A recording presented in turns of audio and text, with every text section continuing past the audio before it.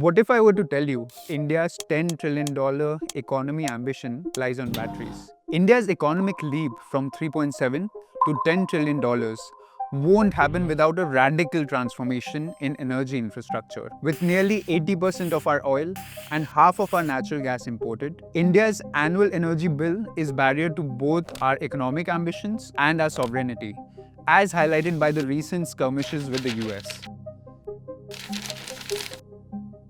This challenge presents a perfect opportunity for a decade-long investment supercycle to establish 400 gigawatt hours of lithium-ion cell manufacturing ecosystem in India that can create a new industry with market cap of $80 billion, equivalent to India's entire listed auto ancillaries ecosystem today. Singularity has deployed approximately $200 million in 12 companies over the past 8 years, supporting pioneering companies that are driving India's energy transition. Our investment philosophy centers on backing founders with unbridled ambition, early conviction, and disciplined execution. We seek capital-efficient businesses with proven manufacturing expertise, sharp balance sheet focus, and established technology partnerships for ongoing technology and know-how transfer.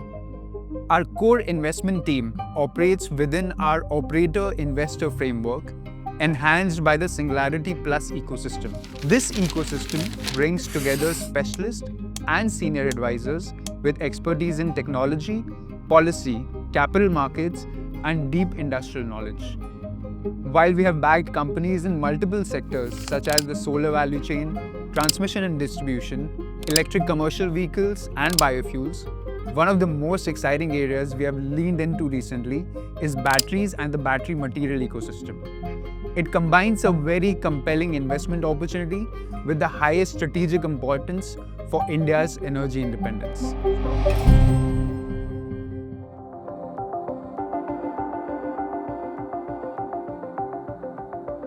Batteries are the hidden engine of our modern everyday lives. They're running almost everything we use, from the camera we are recording this on right now to the mobile or laptop you are watching this on. In fact, in 2019, the Nobel Committee even called lithium-ion batteries a breakthrough that could help us build a world without fossil fuels, and even said that it's one of the greatest benefits to humankind. In this Singularity 1 video, we will focus on the following: the battery market and its demand drivers. We focus on electric vehicles and energy storage, the key sectors driving battery demand, the major growth factors, and where does the business opportunity lie. To explore this further, we are joined by Mr. Natarajan Shankar, Managing Director and Partner leading the auto practice at BCG India. Second, the global supply chain dynamics. We examine the components that go into a battery and its evolving supply chain. To understand how China built its battery dominance through automotive strategy and what this means for global competition, we are joined by Mr. Alex Z, BCG partner specializing in China's automotive industry and corporate strategy. Third, we look at India's policy initiatives. We delve into recent policy moves that can help India take the lead in the supply chain on the path to strategic autonomy. And finally, we look at Singularity's positioning, where we look at the investment trends and how we see opportunities in the next 3 to 5 years. In future Singularity 1 videos, we'll uncover other relevant energy transition investment themes like green hydrogen, biofuels, and nuclear power. We are at a real turning point right now. EV adoption is exploding, especially in China and Europe. And the price gap with regular petrol and diesel cars has shrunk a lot. Battery prices alone have dropped by almost half in just the last 2 years. Today, EVs cost about 10 to 15% more upfront, but once you factor in the savings, no fuel, no engine oil, fewer repairs, EVs actually win. And in the next 5 to 7 years, we may see plenty of EV models that are cheaper than petrol cars. For various commercial use cases like city buses, last mile delivery, or even taxis, the payback can be super quick, just 2 or 3 years maybe. To understand the current trends in EV adoption globally and in India, we are joined by Mr. Natarajan Shankar, Managing Director at Partner at BCG India's Industrial Goods Practice. So Nati, if you can take us through the state of EV penetration globally first, and then we can talk about India. If we look at China, more than half of the new registrations at a monthly level have been XEV, which is a combination of BEV and PHEV both. We have really seen the supply side greatly increase there, which has led to actually many options for buyers across different segments. And that, along with the upfront cost, as you said, being quite competitive, we've really seen a rapid increase in the EV penetration. I think both US and Europe are at varying degrees, but if you take a sort of time temporal view over the past 5 years, there has definitely been an increase. And can you also talk about what factors beyond technology which are affecting global EV growth? Beyond tech, there are four parts which unleash EV growth, right? One is the expanded supply, which is how many vehicles sort of and options are there for a buyer to buy. The second is OEM cost reductions. There is battery and beyond battery, right? So what is the upfront cost or price of the vehicle? The third is regulatory commitment, right? And the fourth is the ecosystem. By the ecosystem, you look at investment in charging infrastructure, continued build out of the industry, upstream battery materials, etc. Can you tell us about how things are looking for India? Within the EV sectors, what are the key growth patterns like?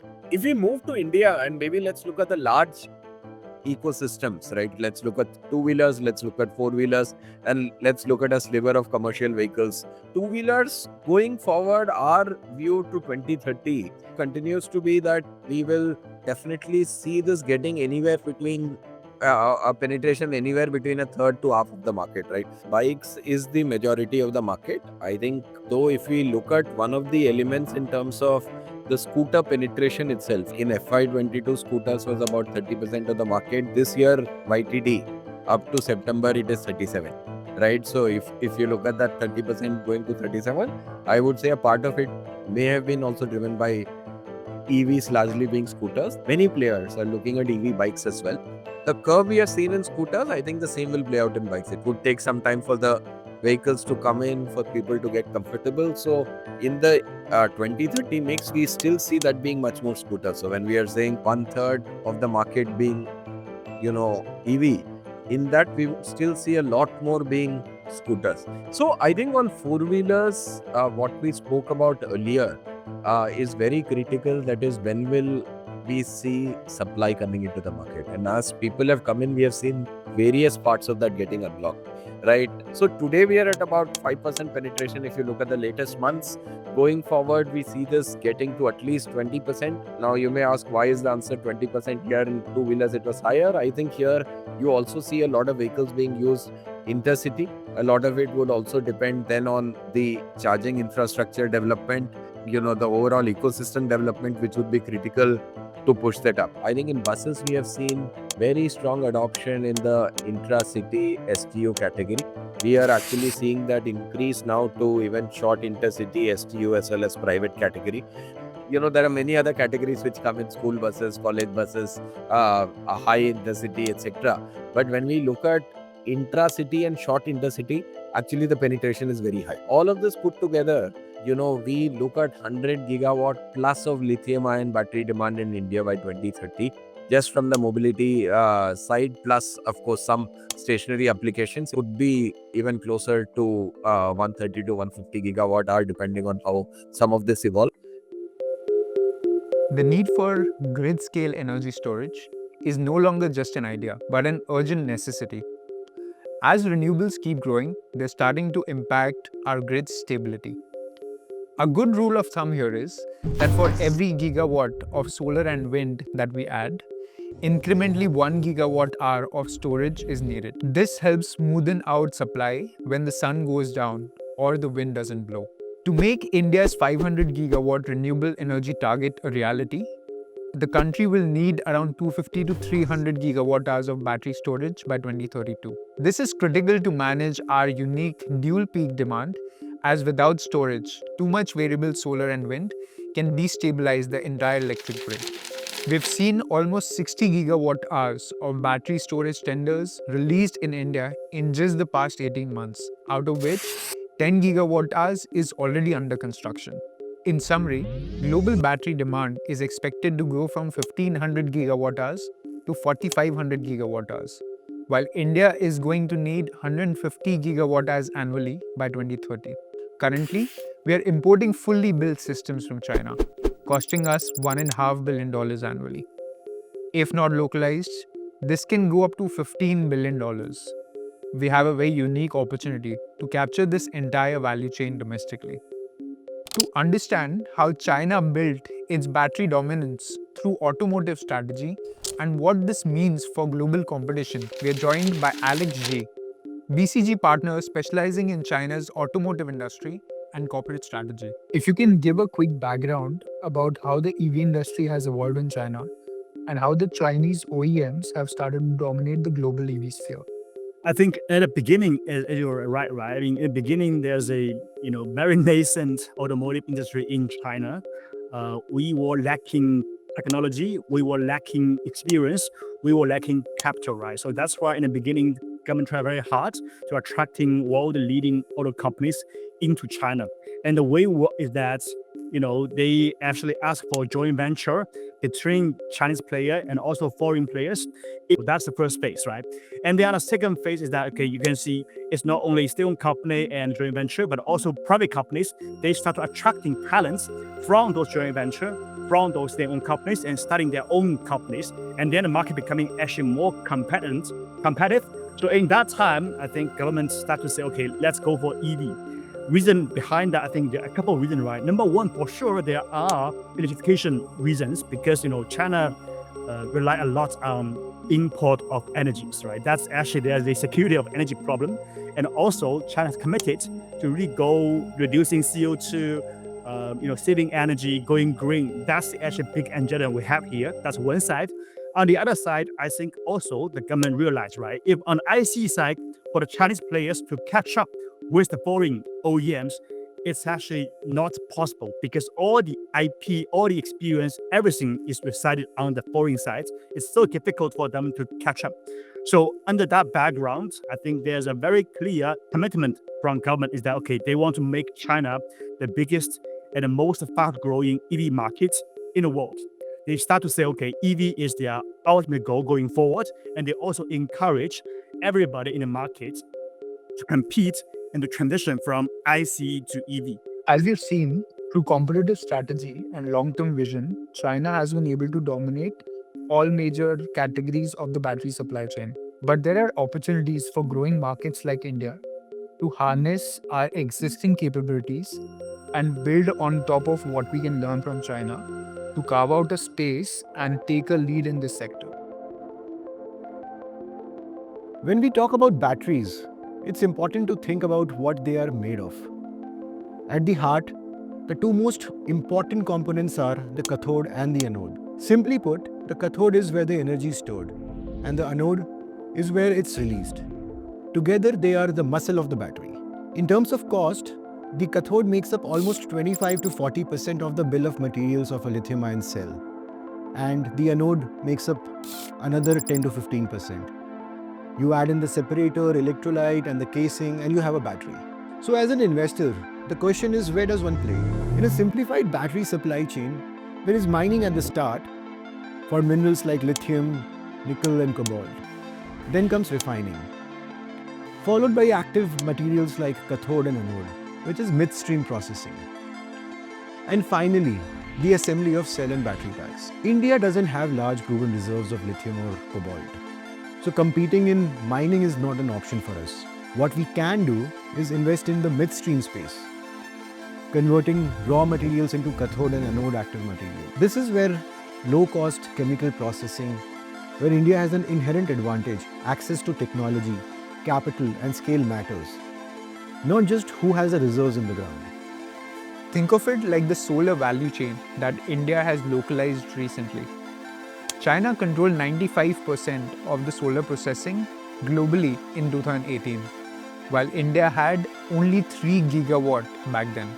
Through policy pushes like basic customs duty, ALMM approved list and PLI schemes, India has achieved remarkable results. Our solar module processing is expected to cross 150 gigawatt and cell capacity is expected to cross 75 gigawatt by 2028, translating into an annual profit pool of almost $3 billion for the industry. This has already led to new market cap creation of $15 billion in the last 5 years, which could double to $30 billion in the next 5 years. Batteries present a similar path for us. If we focus on the right part of the chain, midstream and cell manufacturing, we can still capture a significant share of this value. India is looking at around 130 gigawatt hours of domestic cell manufacturing by 2030, which will need $12 to $14 billion in capex across the value chain. This is split in the following way. Around $8 to $9 billion are needed just for the downstream, which is cell and pack manufacturing, where players like Ola Electric, Reliance, Exide, Amara Raja and JSW Energy are active. Then there's the midstream opportunity, materials like cathode, anode, electrolyte and separator, which would require another $5 billion. Singularity portfolios, HEG and Loham are operating here, along with other companies like Gujarat Fluoro, Epsilon Carbon, Himadri Chemicals, Neogen and Altman. Some of these companies like Epsilon and Gujarat Fluoro are even setting up capacities in the US. Within this, margins in battery pack assembly are thin, like making solar modules. But lithium-ion cell manufacturing is highly capex intensive and low ROCE. But in the midstream processing, such as cathode and anode materials, there could be real differentiation and pricing power. The midstream space has the potential to deliver almost $1 billion in annual profit and create almost $20 billion market cap by 2030 on a capex investment of $4 billion. So in short, midstream is where we believe the profit pools lie. And India has a window to build a strategic position here. But it will need right mix of capital, technology partnerships and policy to make it happen. One of our most recent investments, HEG Green Tech, is one example of how India can create a strong position in the midstream category. HEG has been a leader for decades in graphite electrode space, so they know the graphite value chain inside out. This experience gives them a natural right to win in anode manufacturing, because the raw material ecosystem and the core processes are basically the same. In anode, the critical manufacturing step is called graphitization, where you take the needle coke and heat it up to almost 3000 degrees Celsius for almost 20 days. Only a few companies globally can do this at scale. So it's a real entry barrier. What also makes HEG exciting is the potential to compete with China, which currently controls around 95% of global anode supply. Almost 40% of the anode manufacturing cost comes from electricity and labor. And these are areas where India actually has a built-in cost advantage. So the company is already setting up a 20,000 ton plant in the first phase, enough to support roughly 20 to 25 gigawatt hours of cell manufacturing capacity. With their capabilities, HEG could become a cost-effective anode supplier not just for the Indian battery makers, but also for global OEMs that are trying to diversify their supply chains. HEG Greentech also has a second line of business, assembling cells into battery packs for high voltage applications like electric buses and grid storage. They also take on full turnkey battery storage projects. In fact, they're already involved in some of the biggest projects in India and even the Middle East. And now they are planning to go a step further by localizing many of the components that go into these battery containers. India's opportunity in midstream materials mirrors the kind of foundation China built years ago. To understand how India can replicate that scale and integration, it's worth looking at how China shaped its battery strategy from the ground up. Then I would say the government also, at the starting point, give a lot of incentives for the local battery companies. I think in 2015 also, right, at that time we have the whitelist. That means if a customer buy a EV in China, you have to buy an EV equipped with certain battery produced locally to enjoy that credit. Right, so that actually helped local battery company really get market share in the beginning time, right? One side is real money, the other side is the commitment to show to everybody it has to work. And then the second step is that once you have that support, competition force everybody to compete to build larger capacity and to have alliances with OEM to secure volume, secure supply, and eventually making the whole supply chain an ecosystem for China as a competitive advantage going forward. Just as the Chinese government led the development of a battery ecosystem, India needs comparable support for cell assembly and midstream processing. Without this, even building cell gigafactories won't prevent dependency on imports. Incentives like the PLI scheme for cells are a start. The Indian government has awarded almost 40 gigawatt hours of capacity to players such as Ola and Reliance. Even though none of the players have benefited from this yet, we expect the government to review the scheme and reallocate the rupees 18,000 crores or roughly $2 billion worth of these incentives targeted under the scheme. Then we have the National Critical Minerals Mission, which has earmarked almost 16,300 crores for self-reliance in the critical mineral sector. Allocation within this will be towards domestic reserves exploration, foreign sourcing and collaboration, critical minerals processing and recycling. This investment is particularly important as we hold 6% of global critical mineral reserves, but produce just 0.5% of the global output due to lack of processing capacities. The Government of India has recently also launched a research, development and innovation scheme of rupees 1 lakh crore or roughly $12 billion.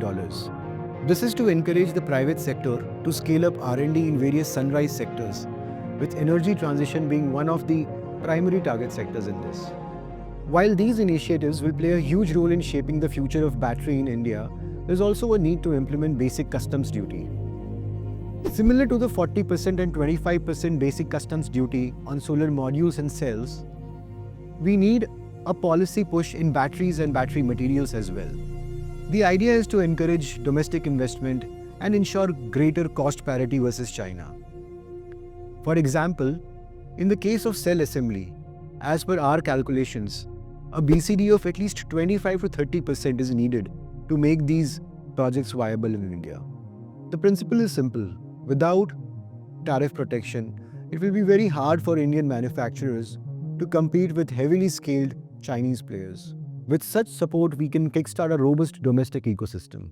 Along with these initiatives, if we have to gain autonomy in energy transition, one very important category is recycling of critical metals, where our portfolio company, Loham, is operating. However, it is important to understand first why recycling is important at all. Do you know that 35% of cost of an electric scooter is just battery metals? These metals, which are cobalt, nickel, lithium, these are concentrated in very select geographies of the world. And a good chunk of these mines are controlled by China, directly or indirectly, and 90% of the final refining of these metals also happens in China. So China has built a very strong foothold over this supply chain over the last 20 years. So if any country like India, it has to build self-reliance over the energy transition, recycling is one of the critical ways of doing that.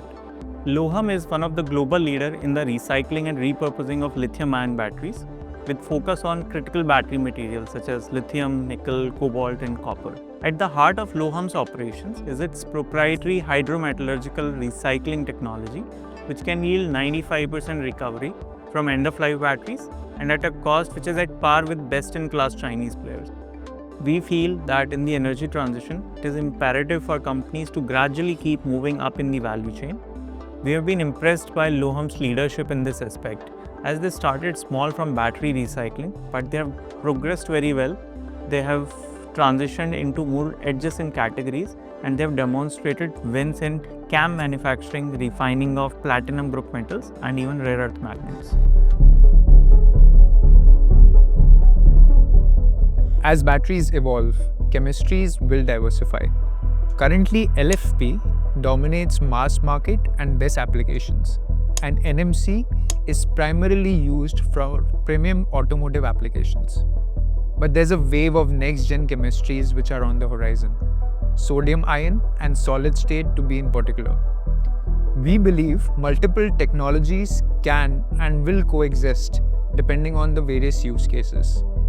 The evolution of sodium-ion battery, particularly for low-cost and safety-critical applications, will be an interesting development. Each battery technology will likely carve out its own niche. But similar to the decades it took for the lithium-ion ecosystem to mature, other technologies like solid-state and sodium-ion are likely to take 5 to 10 years to challenge lithium-ion's dominance. But chemistry isn't the only story. Geopolitics will shape the winners. China's growing interest in global joint ventures could open up access to critical technologies and know-how that India needs. They want market access and low-cost processing, and we need technology and capital. It's a win-win if structured right. Building cell gigafactories is only one part of India's battery story. But without control over minerals, processing, and recycling, our clean energy ambitions remain exposed to global geopolitical risks. At Singularity, we believe India's long-term resilience will come from building this full ecosystem at home. That means investing in supply chains and core technologies right now. This will be a long journey, and the earlier we start, the better our chances of success. Just as oil built the energy giants of the 20th century and silicon built the digital giants of the 21st century, batteries and critical minerals will define the winners of the next wave. The critical question is, will India just buy this future or will we build it?